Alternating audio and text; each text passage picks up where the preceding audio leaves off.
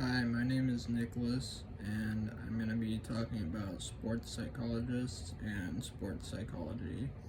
Um, Typically, for this career, you would need a PhD. At the very least, you can get into this field with a master's degree, but it would require some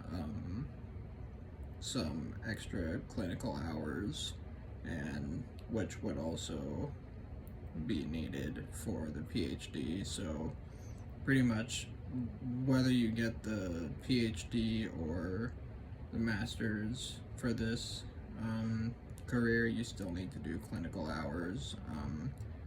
You get paid more if you are a psychologist in the sense of having the PhD.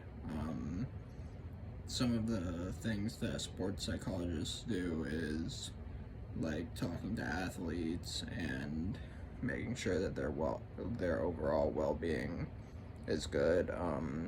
They they also talk about their like mental health and how like the sports can be affecting that side. Also, in addition to working with them, they also build a better communication and trust with, and they work with coaches too, which helps them understand how to motivate the players and recognize when someone might be struggling.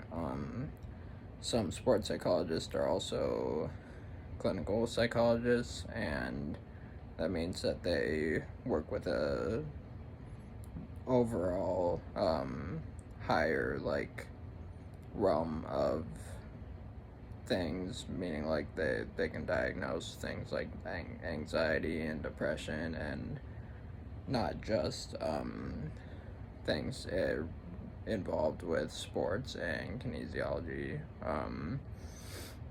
I think that this career is appealing to me because I'm interested in sports. I've always played sports, and the degree that I'm getting is in psychology.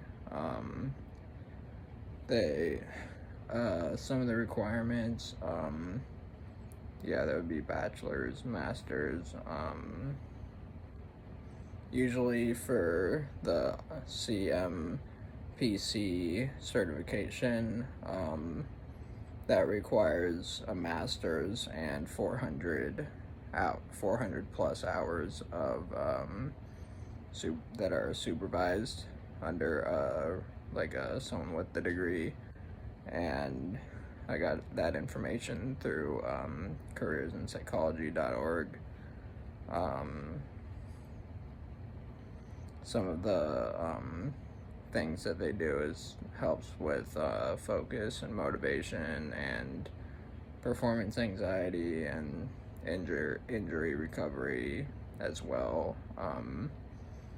That and also can include counseling and working with the whole team, and being involved with different workshops according to appliedsportspsychology.org or appliedsportspsych.org. Some of the schools that offer programs for this is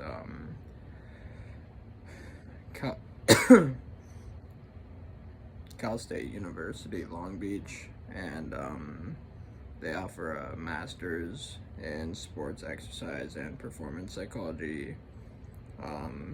Another school is Cal State University, Fullerton, and they offer a master's in kinesiology with an emphasis in sports psychology. Another school that offers this is a private school called the Dominican University of California, who offers a master's in applied sport and performance psychology. In addition to that, Cal Baptist University offers a master's in sports and performance psychology as well.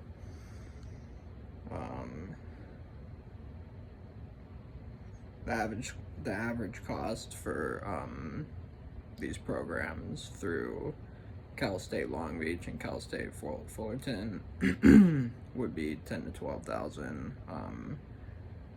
with Long Beach being about $11,000, and the tuition for Cal State Fullerton to be $9,500 a year. The cost for the private schools would be for Dominican University would be around $45,000 a year, and Cal Baptist would be $3,200 for the semester. I'm sorry. The Dominican University is $45,000 per semester.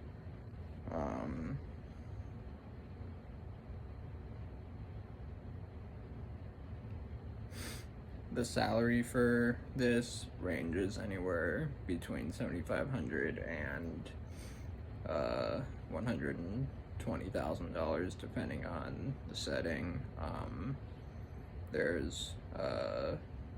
It looks like there's going to be a higher need for this in the future, and according to ZipRecruiter, there will be a 6% increase by 2032.